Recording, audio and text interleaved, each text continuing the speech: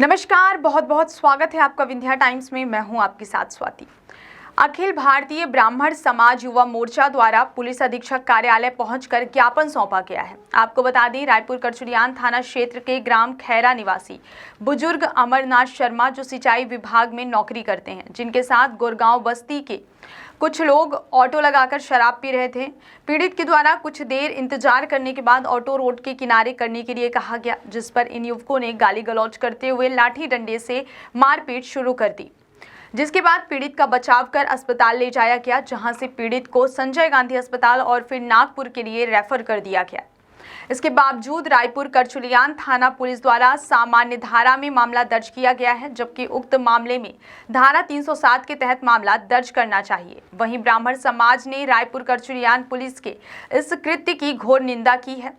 आपको बता दें, युवा मोर्चा का कहना है कि यदि इस मामले में उचित कार्यवाही नहीं की जाती और पीड़ित को न्याय नहीं मिलता है, तो उस स्थिति में अखिल भारतीय समाज द्वारा आंदोलन का रास्ता अपनाया जाएगा, जिसकी संपूर्ण जिम्मेदारी शासन प्रशासन की होगी।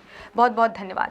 मामले को लेकर के आप लोग आज ये एक्चुअल में रायपुर करचुलियान थाना अंतर्गत एक सिंचाई विभाग में कर्मचारी हैं अमरनाथ शर्मा जी, और विगत एक हफ्ते पहले की घटना है ये। वो अपनी ड्यूटी के बाद अपने घर को जा रहे थे और रास्ते में उनके घर का जो रास्ता है वहाँ कुछ असामाजिक तत्व जो कि दलित समाज से आते हैं, वो बैठ के ऑटो में शराबखोरी कर रहे थे।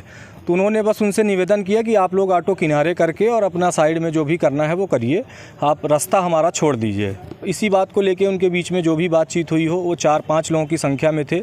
क्योंकि ये 54 वर्षीय बुजुर्ग हैं, ये अकेले कुछ कर नहीं पाए और उन्होंने उनके साथ गंभीर मारपीट की है। उनके सर में लगभग 22 टाँके लगे हैं और संजय गांधी में प्राथमिक उपचार, पहले तो रायपुर करचुलियान में प्राथमिक उपचार हुआ, वहाँ से रेफ़र संजय गांधी किया गया। संजय गांधी से रेफ़र अभी उनको वर्तमान में नागपुर में है, वो ऑक्सीजन सपोर्ट के साथ उनको नागपुर भेजा गया। वर्तमान में उनकी हालत मरणासन्न बनी हुई है। अब इस स्थिति में रायपुर करचुलियान थाना अंतर्गत जो थाना प्रभारी हैं पुष्पेंद्र यादव जी, जो जिनकी कार्यप्रणाली पूरी तरीके से इस पूरे मामले में संदेहास्पद है, उन्होंने जो आरोपी हैं उनके पक्ष से एक मुकदमा दर्ज किया है इनके ऊपर, और साथ में ST-SC एक्ट जैसा गंभीर मामला जो है वो इनके ऊपर झूठा लगाया गया है। एक 54 वर्षीय बुजुर्ग जो कि मतलब अगर आप बात करें तो 4-5 लोगों का वो मुकाबला नहीं कर सकते, फिर भी उनके ऊपर ये आरोप लगाया गया है कि उनकी वजह से उनकी उंगली में काफ़ी चोट लगी है, जबकि वो मरणासन स्थिति में है। इस स्थिति में इनके तरफ से सिर्फ 323 का मुकदमा दर्ज किया गया है, जो कि पूर्णतः गलत है। कोई व्यक्ति मरणासन्न है, उसका सर फटा हुआ है, 22 टाँके लगे हैं, तो कम से कम 307 की धारा तो बनती है।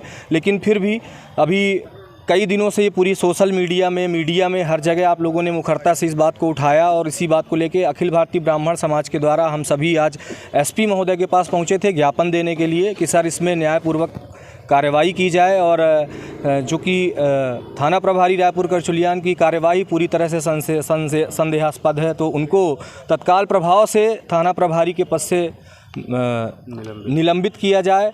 और ये ST-SC एक्ट का जो मामला दर्ज हुआ है, इसमें निष्पक्ष जांच करा के इस मामले को खारिज किया जाए, नहीं तो आगे की कार्रवाई ये होगी कि हम लोग रायपुर थाना का घेराव करेंगे और साथ में चक्का जाम की तैयारी करेंगे। अच्छा, MLC के आधार पर 323 लगाया गया है कि जीरो पे कायमी करके लगाया गया था?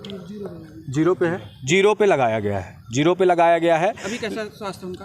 अभी भी स्थिति उनकी नाजुक बनी हुई है, और वर्तमान परिवेश में जो स्थितियां मध्य प्रदेश में चल रही हैं, तो सबसे ज़्यादा ये दुखद है। ब्राह्मणों के साथ जो अत्याचार हो रहा है, तो कहीं ना कहीं मध्य प्रदेश की जो सरकार है, मुख्यमंत्री हमारे शिवराज सिंह चौहान जी जो मुंह बोले मामा बने घूम रहे हैं, तो क्या वो सिर्फ दलितों के मामा हैं, ब्राह्मण उनके भांजे नहीं हैं? इस तरह का अत्याचार जो ब्राह्मणों के ऊपर आज हो रहा है कि एक तो हमारे ऊपर हमला किया जा रहा है और साथ में हमारे ऊपर ST-SC एक्ट भी लगाया जा रहा है। ये कहाँ का न्याय है? ये मध्य प्रदेश में क्या चल रहा है? क्या ब्राह्मण मध्य प्रदेश छोड़ के बाहर निकल जाएं?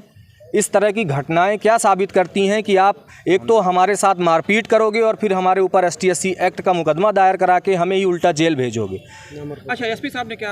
SP साहब ने आश्वासन दिया है कि उनको शायद जानकारियां भी गलत दी गई थी इस मामले में, तो उन्होंने कहा है कि हम इसकी पूरी जांच करवाएंगे, और हमारा निवेदन शासन प्रशासन से यही है कि जल्द से जल्द इसमें जाँच करके थाना प्रभारी महोदय पुष्पेंद्र यादव जी को निलंबित किया जाए, और ये जो ST-SC एक्ट का झूठा मुकदमा कायमी की गई है इसको हटाया जाए, अन्यथा हम लोग लोग उग्र आंदोलन करेंगे, चक्का जाम करेंगे और आमरण अनशन पे भी बैठेंगे, यहीं एसपी ऑफिस के सामने बैठेंगे। अगर निलंबित नहीं करते हैं। क्या लगता है थाने में अगर सीनियर अधिकारी की पदस्थापना नहीं होती है, एक जूनियर, हाँ, एक जूनियर अधिकारी, कहीं ना कहीं उनकी कार्यशैली पे भी सवाल है कि वो एक जूनियर अधिकारी हैं और उनको इतना अनुभव नहीं है। बिना विवेचना के, बिना किसी जांच के उन्होंने ये मुकदमा दर्ज कर दिया, सीधे ST/SC एक्ट जैसा संगीन आरोप जो कि है। अभी पूर्व में 5 जून को भोपाल में ब्राह्मण महाकुंभ जैसा एक बड़ा कार्यक्रम हुआ था जिसमें लाखों की संख्या में ब्राह्मण इकट्ठे हुए थे।